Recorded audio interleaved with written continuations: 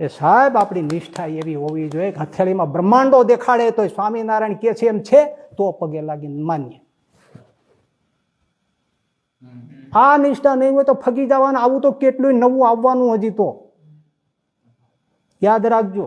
અને હું પેટ બાળીને એટલા માટે કહું છું કે આ જે એમણે સિદ્ધાંત કર્યો છે ઈશ્વરદાસજી સ્વામીએ અને જે બીજા પ્રવર્તાવ્યો છે એમાંથી એટલું બધું નવું નીકળશે કે તમે કલ્પના બહારનું થશે. કારણ કે હવે આખી ધરી ચૂકી ગયા છે. એ પેઢીઓ જોશે. એ તમને નથી દેખાતું, મને સમજાય છે.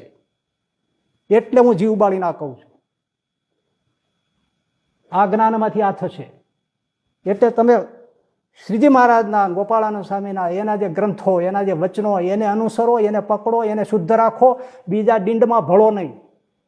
સંપ્રદાયનું જો હિત કરવા બેઠા હો, તમારું આપણું પોતાનું કલ્યાણ ઈચ્છતા હો તો આમાં જ છે.